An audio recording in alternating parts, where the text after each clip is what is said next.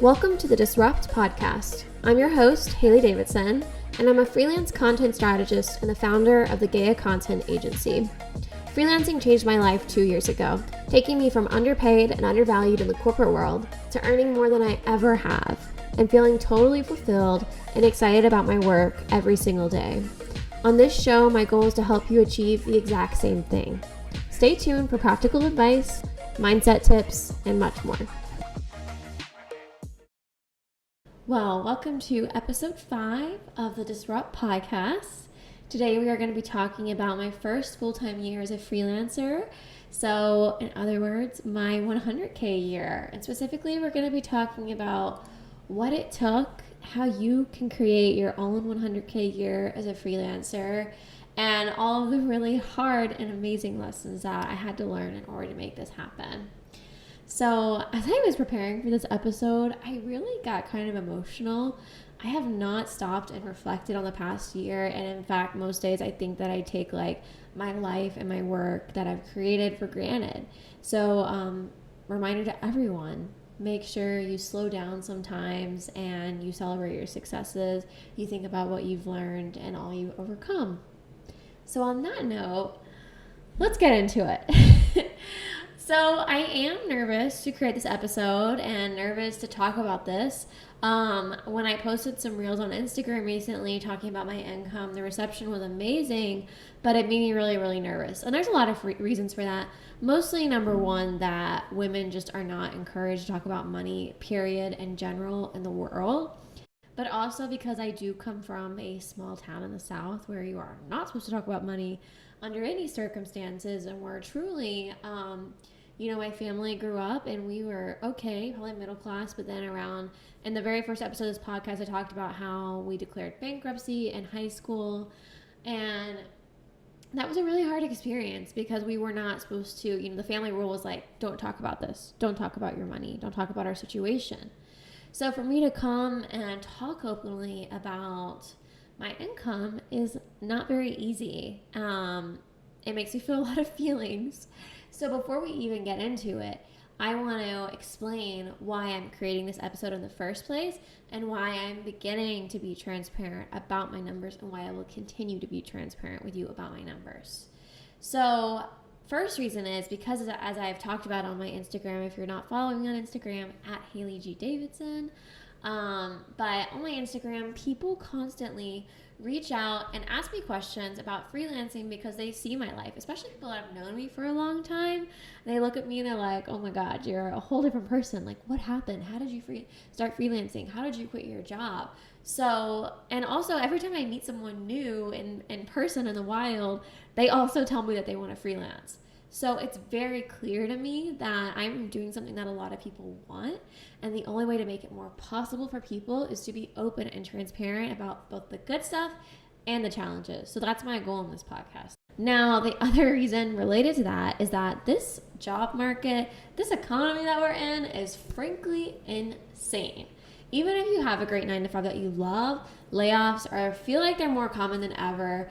And also, every Facebook group I'm in, they talk about how they've tried searching for jobs, but it's just such a rough job market out there. It's really hard to get hired these days because a lot of people are looking. Not to mention, if you want a remote job where you don't have to go in the office, because more and more offices are requiring you to go in person, that just adds a whole nother layer where a lot of people are not happy having to go back to the office or having to accept a job where they have to go back into the office. Another reason is that I do feel like I kind of take things for granted. A lot of things that make me very happy, I take for granted until I talk to people who are exactly where I was 1 or 2 years ago. And I realize how many people are still feeling stuck. How many people still are struggling? How many people do want to have more time to be with their kids, who don't feel like they fit in the corporate world, who want to be digital nomads? And, I don't have kids, but the other stuff is all true for me. I never fit in the corporate world, and I always wanted to be a digital nomad, and I was able to do that as a freelancer for several months. So I feel like I take it for granted until I talk to someone, and then I realize okay, I kind of do feel a responsibility and a true desire and a passion to talk about this and help people see that it is possible and how they can get there. At the end of the day, I am sharing this podcast with you because I want you to know that it's possible for you.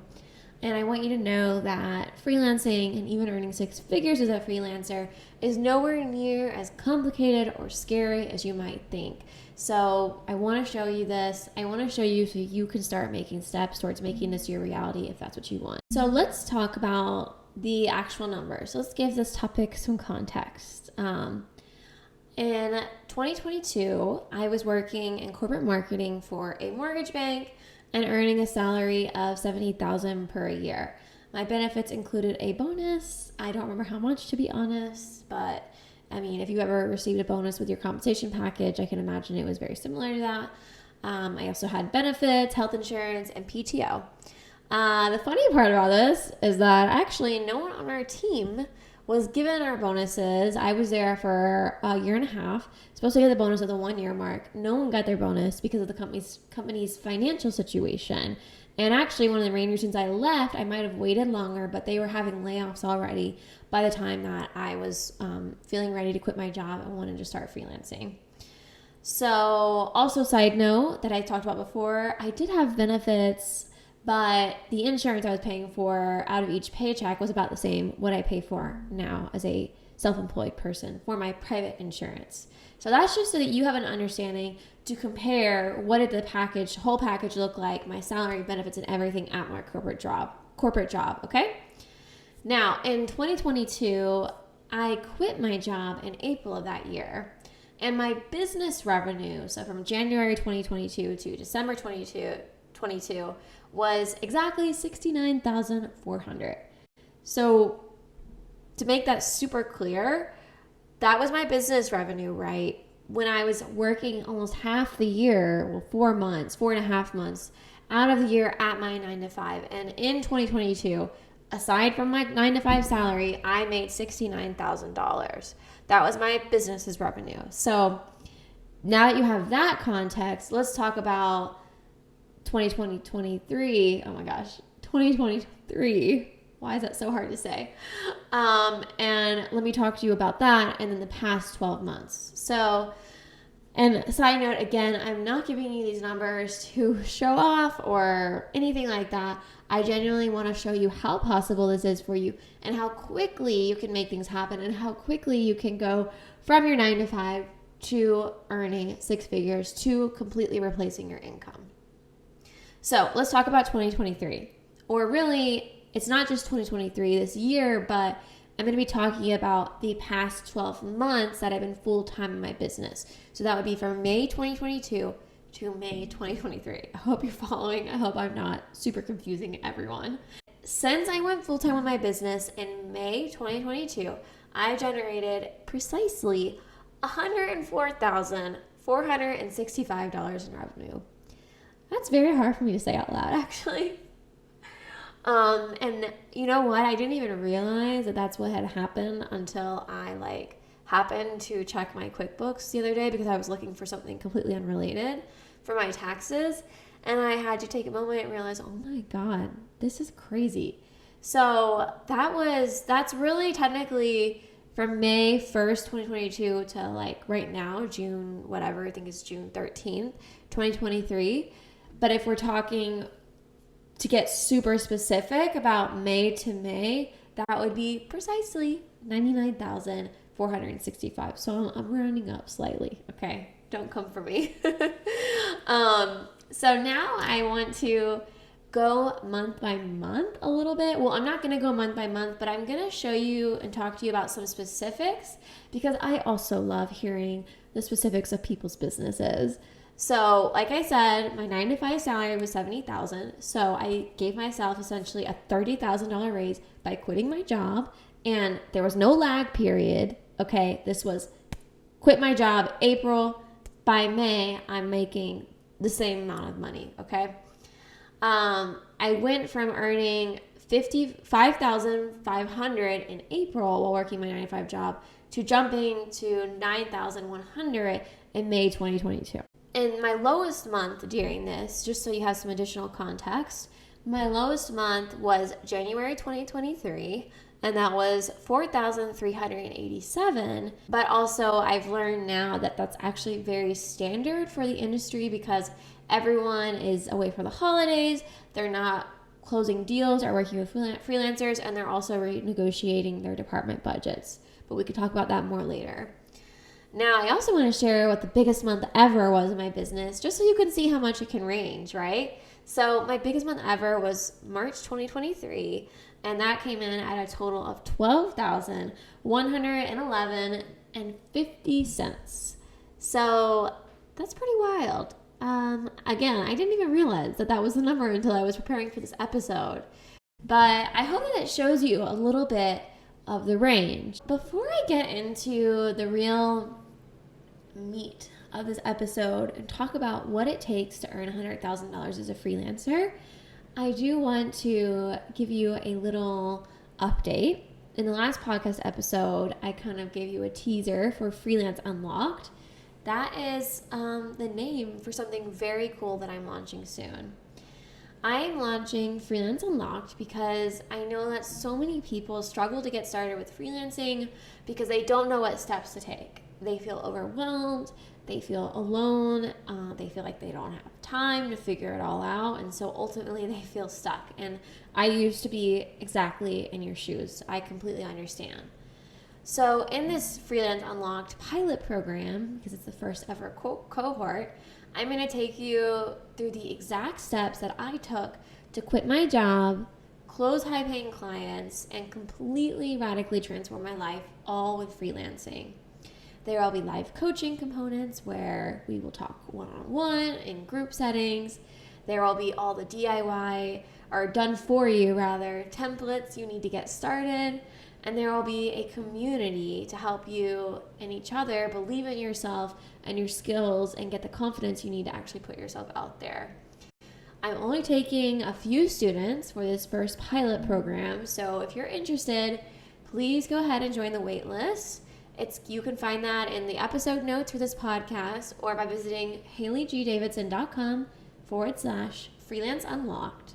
And you can join the waitlist there because probably Friday I'm going to be sending out the exact details of the program and giving you more information. So I'm very excited for that. Okay, so let's talk about what it actually takes to earn $100,000 a year as a freelancer.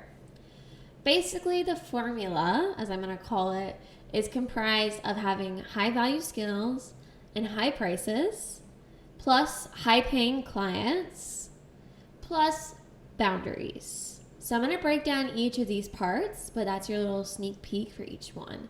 But first, let's talk about having high-value skills and high prices.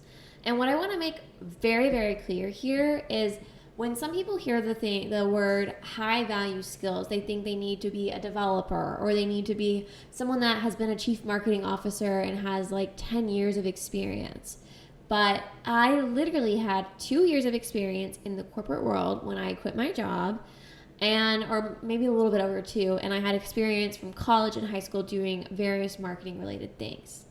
But I'm combining high-value skills and high prices into one point because what that really comes down to is your positioning and finding out how you can position your skills and offer your skills in a way that you can earn more money and have higher prices. But we can basically think about this in terms of being a strategist versus just being a doer. And I'll give you an example from when I first started my business. My very first freelance client, I started out doing SEO optimized blog posts. Either they would give me a blog post that was already written and I would optimize it, edit the copy for SEO, or I would get like an outline and write the entire blog post from scratch. This was a great gig, but it definitely had an income cap. And the most I ever earned for a single blog post was $1,500, and I doubt seriously that I ever would have been paid more than that for a blog, especially now that ChatGPT and AI are such a huge thing. But it just goes to show, I know people who literally have earned $100 or $200 or $300 for a blog post, and because of the way that I positioned myself, and the way that I positioned my skills, I was able to charge $1,500 for that. And we'll talk a little bit more about that in the client section, but that's enough for you to kind of see the context right now. So how did I break out of this income cap and start positioning myself as a strategist? Well, I saw an opportunity to pivot and widen my services by offering strategy and by overall offering, even when it came down to copywriting services, offering these as very strategic services. So I no longer wanted to allow myself to be hired to just say, hey, come write a blog post for me. I'm going to give you everything you need. You're going to write it and we'll publish it. That's a great gig if you want to be a freelance writer. But if you don't find a way to bring more value to the table, essentially you are going to hit that income cap, and you're also probably going to burn out because it's going to be really hard to ever grow your business, delegate, hire people under you, because you're always going to be just writing and having your time also very attached to money. Here is a few examples of how I actually repositioned my services and was able to raise my prices as a result. And so bringing my skills, which were high value again because of the way I positioned them specifically, and also my higher prices. So one is an example that I actually talked about on my Instagram already, and that was an ebook I wrote for a tech startup. Now, this was a 3,000 word ebook, and I charged them $4,500 for an ebook.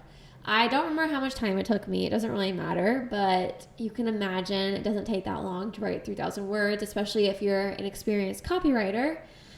But the reason that I was able to charge this price was because, one, I knew that it was very valuable to the client.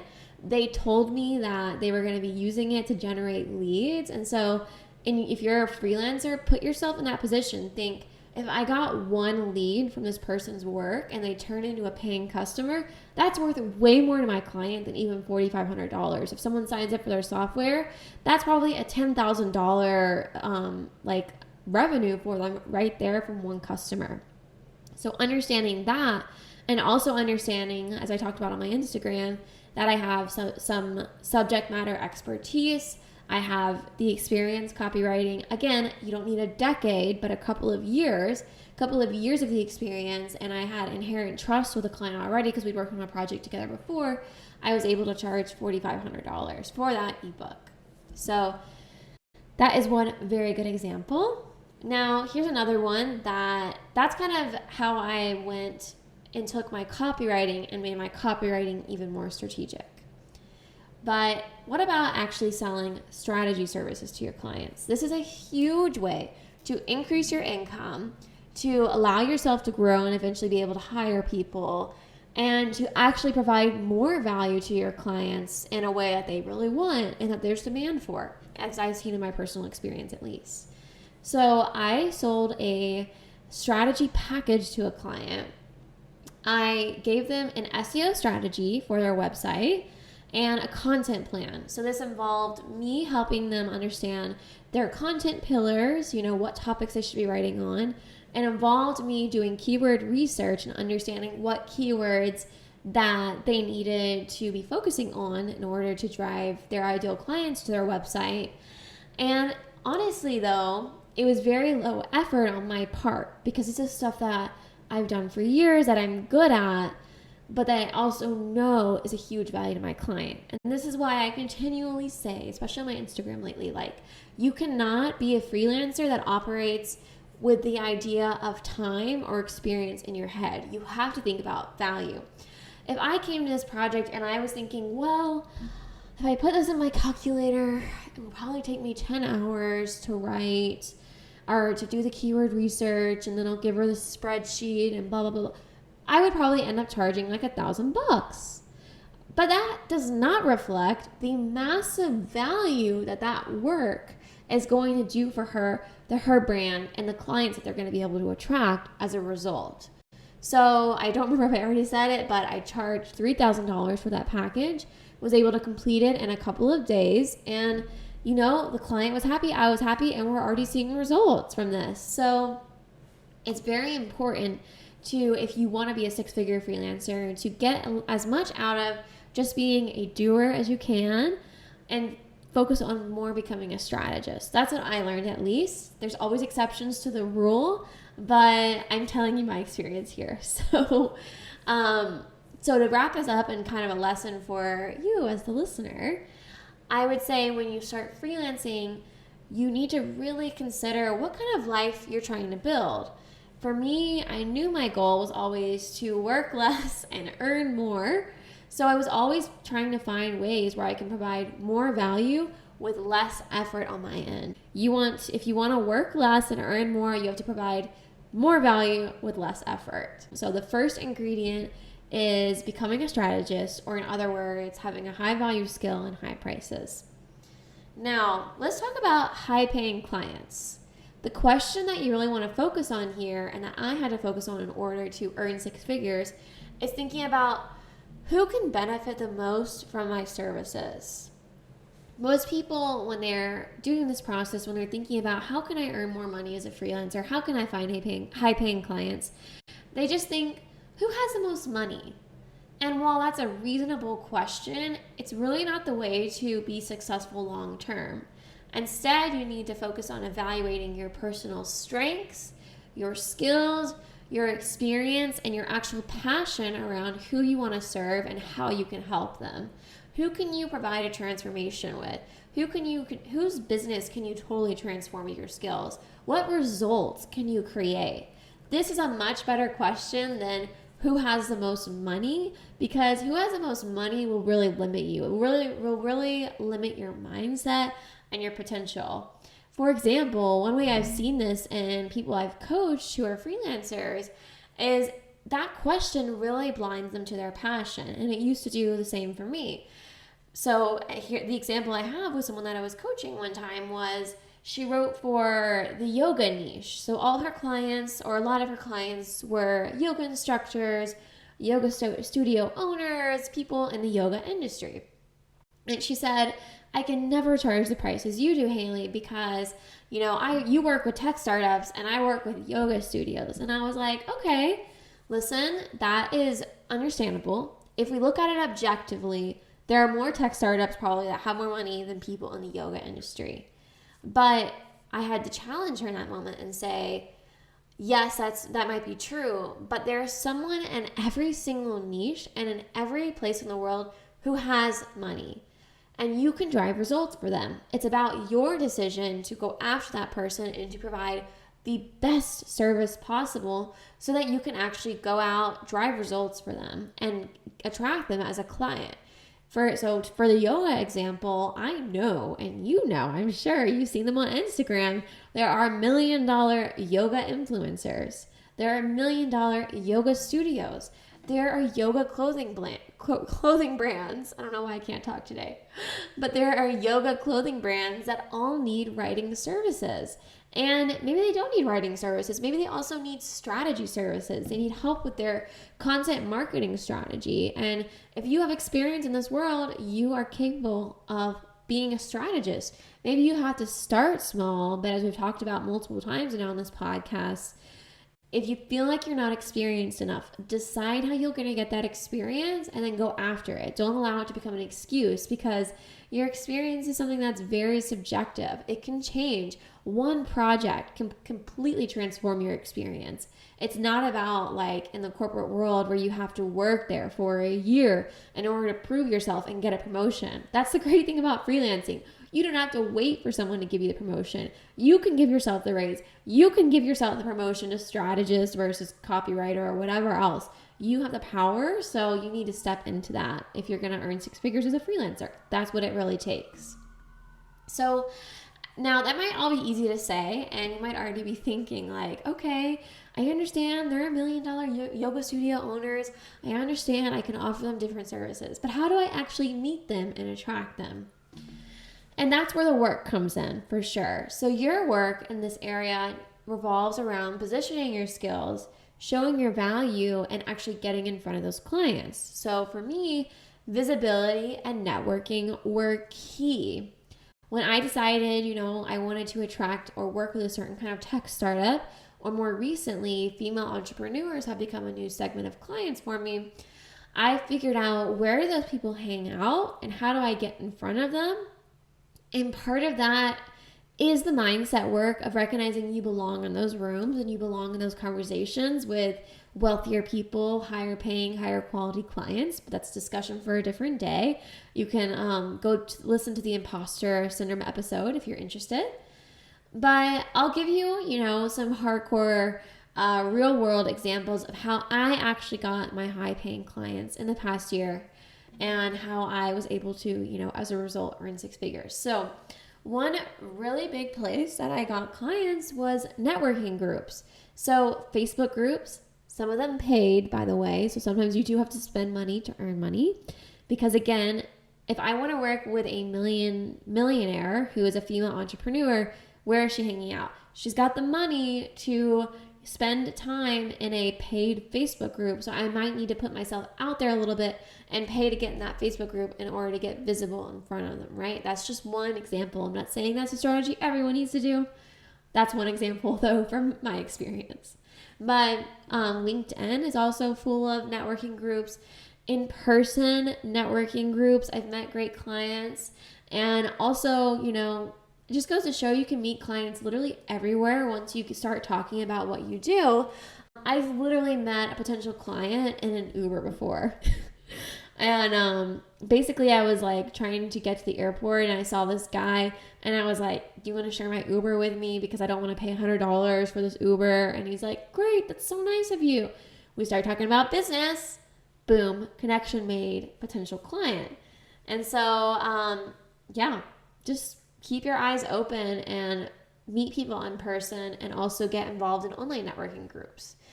Another really big area, and an area that a lot of people are scared of, which I completely understand, but you have to, overcome that, and it takes time, but it's okay. But for me, I networked a lot with former bosses, coworkers, even college classmates. I mean, that was a hard one. I'm a different person since college. So the idea of reaching out to someone I went to college with and asking them if someone in their company wants to be a client of mine, that was not easy. But I did have several, leads that came from these conversations. And often the hardest people to put ourselves in front of is people that we already know. But they will be your highest paying clients because they know you and inherently trust you. And they will also be the easiest to close and they will give you the most opportunities.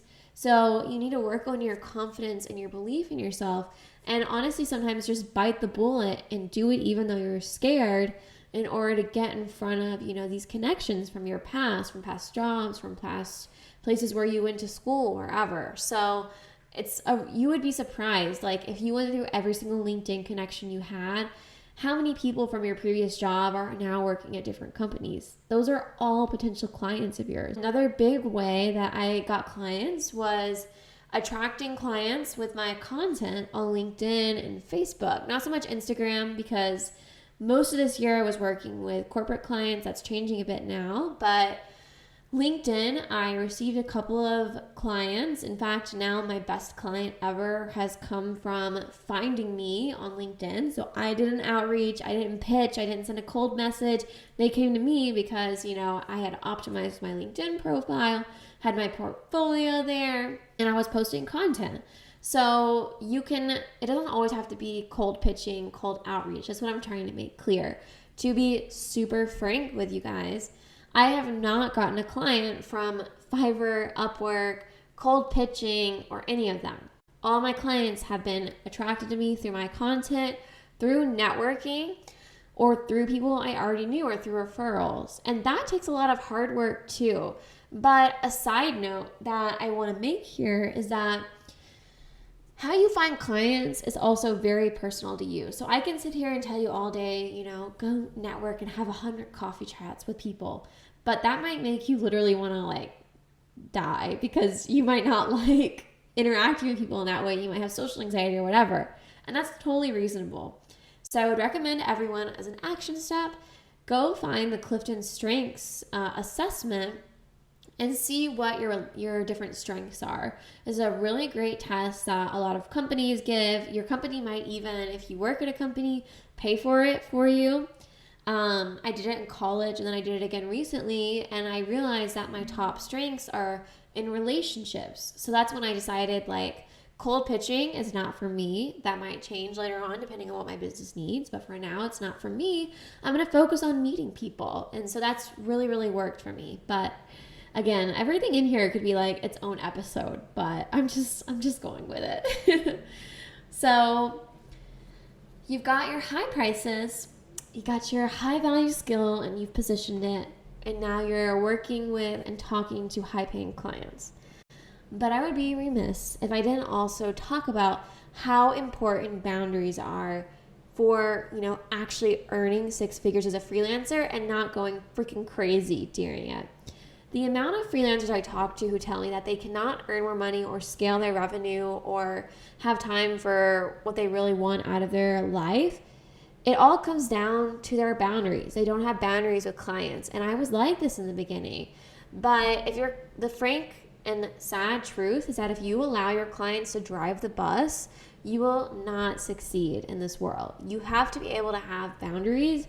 It's absolutely crucial to scaling your revenue to six figures and beyond. Let's talk about a few boundaries that I had to instill with my clients in order to stay sane and honestly to, take on enough clients in order to make the money that I needed and that I wanted. So a big one was getting paid up front. Now, this might sound crazy in the freelance world because if you ever worked with a corporate client, they are kind of the worst, and that their finances are, for some reason, really complicated, and they'll always tell you, we can only pay you on a net 30, which means typically that you do the work, then you send the invoice, and then 30 days later, you get the payment, which is absolutely wild to me and was something that I accepted in the beginning because I didn't know any better. But then I had to say, like, I am done with this. There has got to be a better way. And that became a very strong boundary of mine.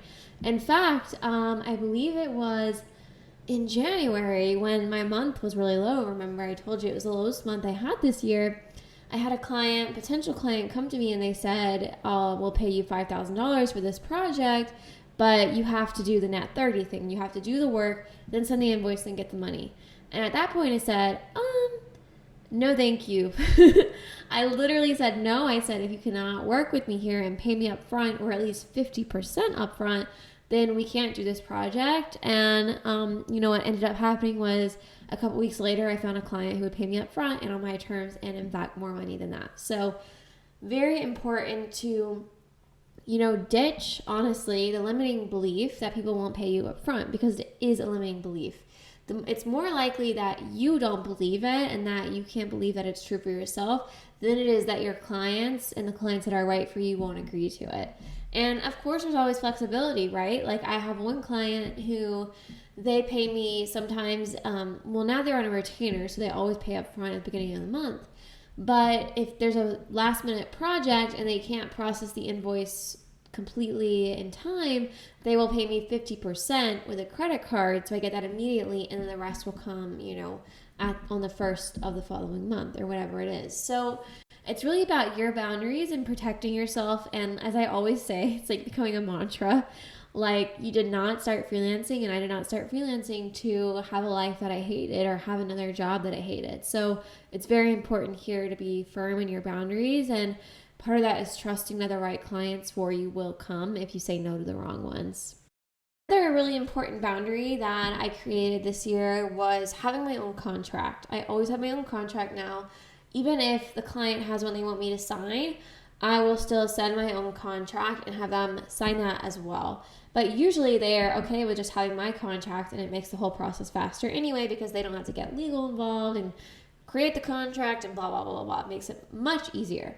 So a few boundaries that my contract lays out is I always have a late fee from now on, which is something I'll talk about later, why I have a late fee now.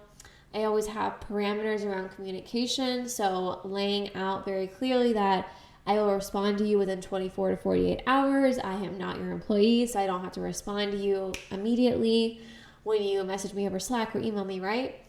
Another thing is project timeline, so making it very clear that this project will be completed by this date. And that way, if the client doesn't get back to you with revisions, then it's really on them if the timeline is expired. This is a really important concept because when you work your 9 to 5, you're probably used to your boss, determining your deadlines and your boss telling you what is the priority.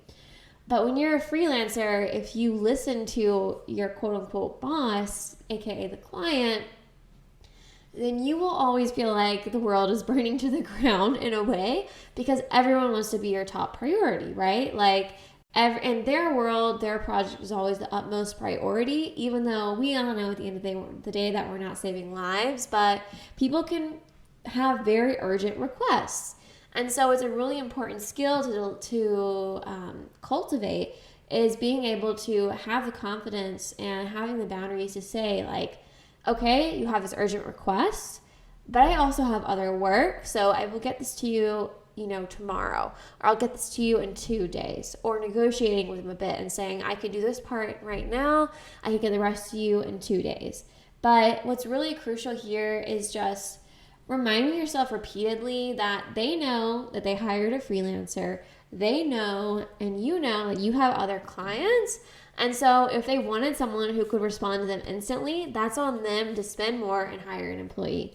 But part of the benefit, like they get a benefit by working with a freelancer because it's technically cheaper than hiring an employee, right? So that means that they also get a little bit of a downside. They are not your top priority. They are not your only client. So it's very important to set an expectation with a client from day one that you don't have to say I have other clients, just making it clear that you are not going to respond to them instantly. You have other clients, and so if they have a request for you, it always needs to be like, you always need to say, let me check my calendar, let me get back to you, let me check, I have this other client project so I can get this to you, on this date, and learning to negotiate that. So those are the 3 main ingredients in the formula for freelance success, in my opinion, this year. That's what I learned. Now I want to kind of get into the hardest parts of this year and just getting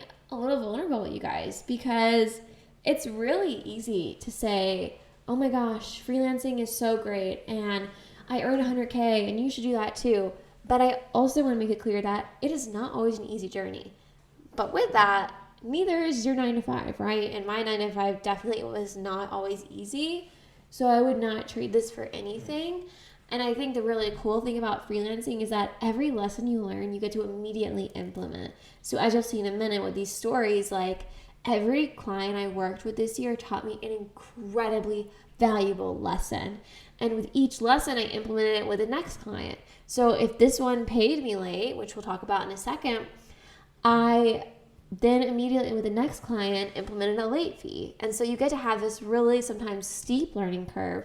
But what I'm trying to get at is that it might be hard in the beginning, but you will learn very fast, and you will, as long as you implement the lessons that you learn, it will get easier and easier each day.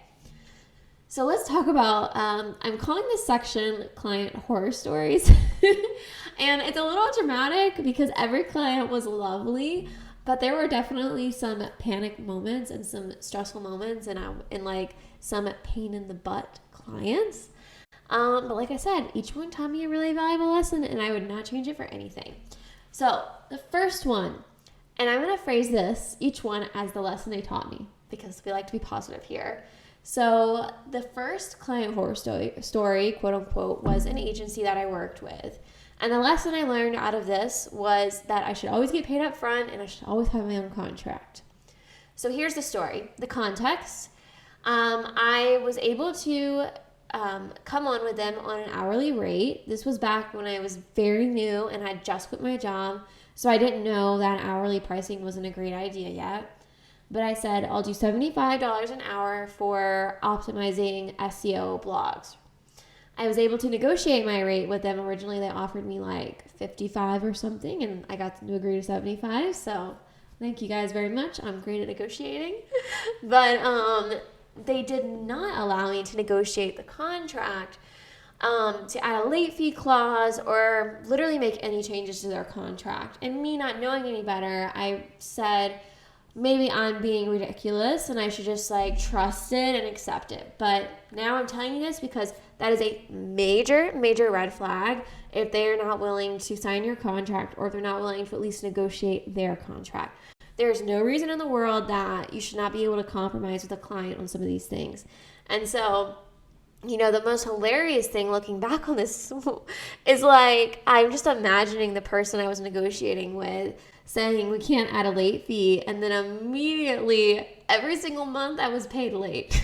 So I'm thinking like, dang, did they know that they always pay contractors late? So she didn't want to add the late fee. And who knows, like, it was nothing personal to me, of course, but just trying to make it clear that you should always have a late fee and you should always be aware for red flags like that. The really big lesson was with the late fee was that my final invoices, eventually I fired this client because I just couldn't take it anymore. They were taking up so much time, not paying me that much in the grand scheme of things. And, you know, just they were not being very helpful with the late invoices either. There was no apology. There was no communication around it. Every month I had no idea when I was going to get paid.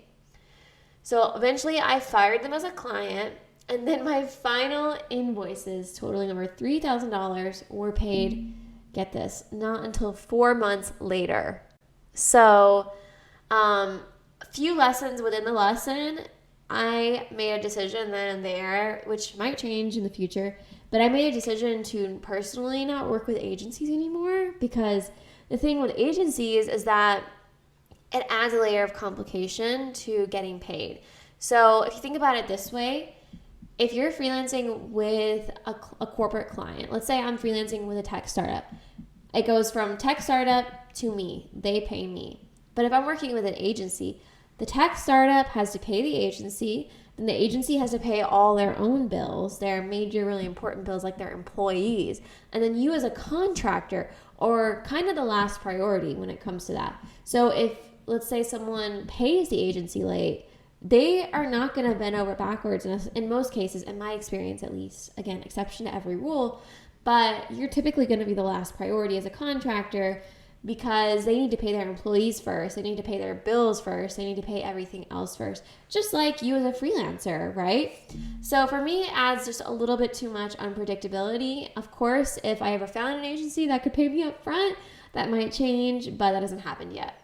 So another example of a client horror story, this one isn't that bad, it was just a really good lesson, was I signed a contract with a tech startup. We had my own contract. Everything was on my terms. They even paid me up front, but we didn't define a project timeline. So that's the takeaway here. Always define your project timeline.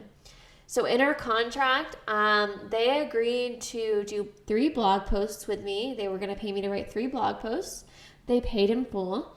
But what happened was their team was so swamped and, you know, really busy and overwhelmed at the time that I wrote the first blog post, and then my point of contact left the company, and I followed up repeatedly, but no one else on the marketing team ever edited that blog post, published it, or assigned me the 2 other blog posts. So technically, they could still slide into my email at any moment and demand those 2 blog posts, and I'd have to do it. But like, I don't know they ever will, and it's fine if they do, but it just is like this kind of frustrating thing to know in the back of my head that I'm not protected in that way at all. Like, I didn't define you're paying for a bundle of blog posts that are to be used by the end of the year or within 6 months. Like, you don't have to say the project has to be done in 30 days.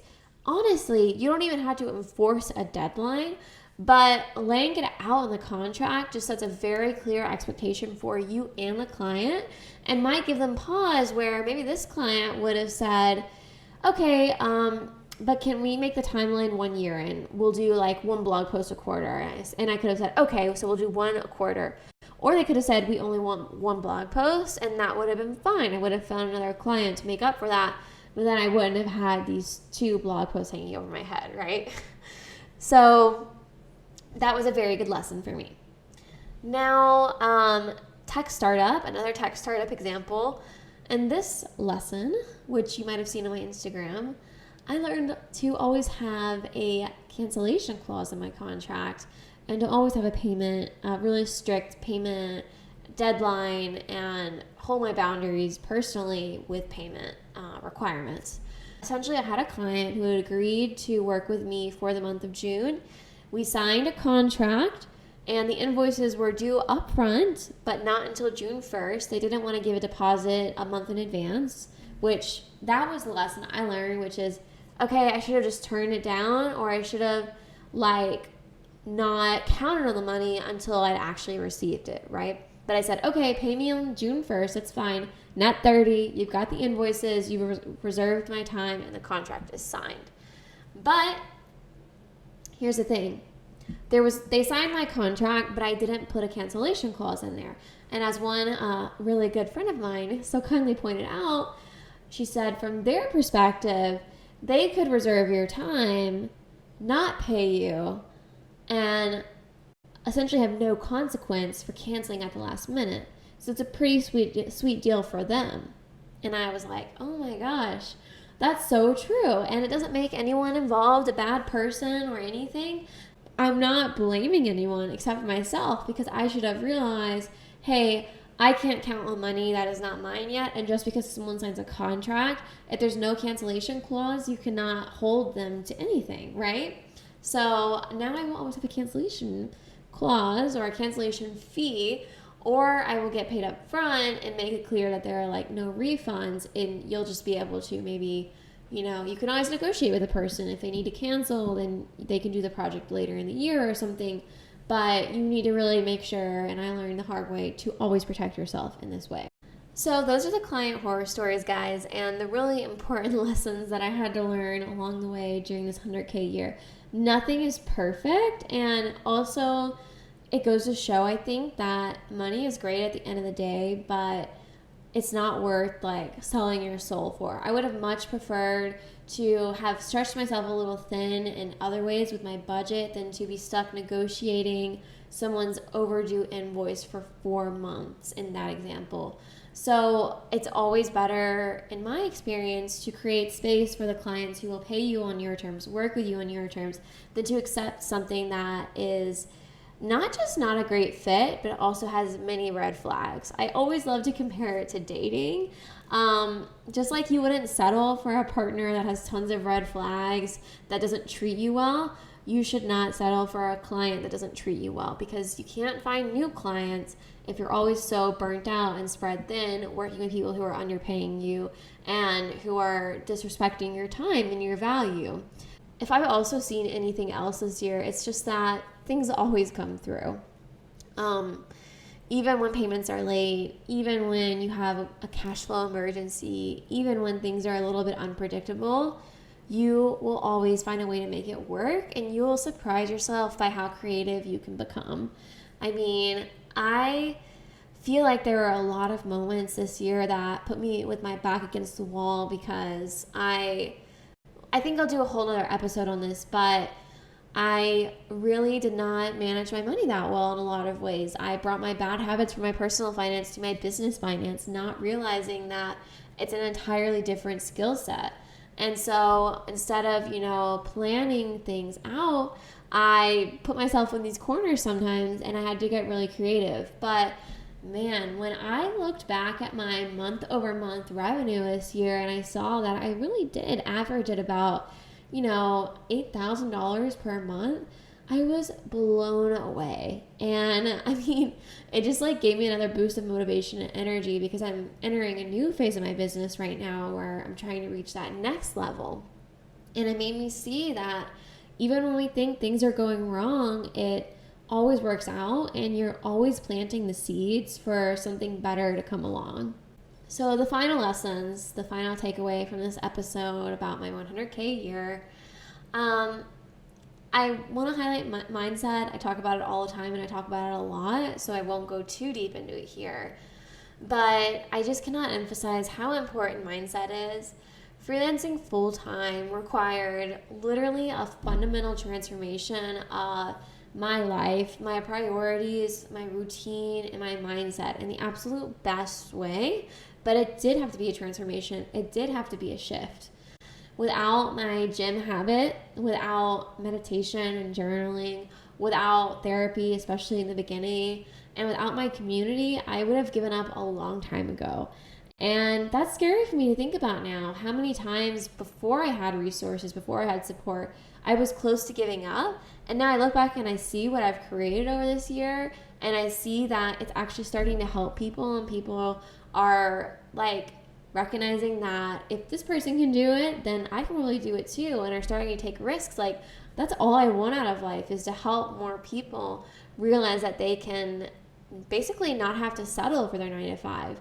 They can freelance, they can make the money they want, they can make more than the money they want. But it does take a strong mindset, it does take boundaries, it does take you becoming the type of person, quote unquote, who can earn 6 figures. And that type of person isn't not you. You are already that person, but you have to find a way to really step into that identity. If anyone is a manifestation nerd like me, a large part of the concept of manifestation, or like manifesting your desires, the law of attraction, is really embodying the person that you want to be. So if you're trying to become a full-time freelancer, if you're trying to become a 6-figure freelancer, that does require you embodying a different identity. And it might sound really scary and really hard, but I promise you, all it's about is just consistency over time. It's about becoming 1% better every day. It's about getting up day after day and just making one small step towards where you're trying to go. Even if you dedicate 15 minutes a day towards improving yourself, towards putting yourself out there, you reach out to one potential client a day, it just takes you getting better, getting a little bit better every single day, and being consistent. Honestly, that was my biggest takeaway from this year, is that when I'm in the moment, it's really hard to see the progress I'm making, and it's sometimes really hard to believe that I'm doing the right thing or I'm on the right path. But now when I look back over the year, I see, wow, I actually was really consistent. Wow, I actually did get results consistently. Wow, I actually did earn money consistently. And there were lots of mistakes and learnings within that. But if you give up, you'll never be able to reach that place where you can look back. So being now where I'm at, I just hope that the stories here and what I'm saying can encourage you to keep going and to get started if you haven't yet. And answer the question, what does it really take to earn 6 figures as a freelancer? My answer is, it just takes a decision that you can do this, that you can create a life on your own terms, a decision that you will do the hard internal and external work, that you will be disciplined, you will be persistent, and you will change your beliefs to ones that actually serve you and take you to your goals. What it doesn't take is working 100 hours a week, sacrificing your sleep, or accepting an insanely unpredictable or insanely low income. You can have boundaries, you can charge higher prices that allow you to work less, and most importantly, you can create stability within yourself and with your clients. But first, you have to believe it's possible. You have to see that vision, and you have to believe in yourself and your ability to get there. I mean, I've heard so many people talk to me and say, but everyone keeps telling me it's not possible. And so I would ask you to ask yourself, well, have everyone else tried? Have they put themselves out there and give it their 100% effort? And if the answer is no, then you have to listen to yourself, and you have to listen to people who achieve what you want. And that's a really important part of mindset. And it is a huge lesson that I had to learn this year in order to keep going in the really hard moments. So you've got to believe in yourself. And I know, the last thing I'm going to say here is that I know I believe in you. So now it's up to you to ask yourself if this is what you really want. If you're considering freelancing, ask yourself if it's what you really want. And if you're ready to get started and to take that step, then make sure you're following me on Instagram. That went from like really motivational to a complete marketing pivot. But, you know, I'm being serious because I do share a lot of advice and tips and practical resources all about freelancing on my Instagram, Haley G. Davidson.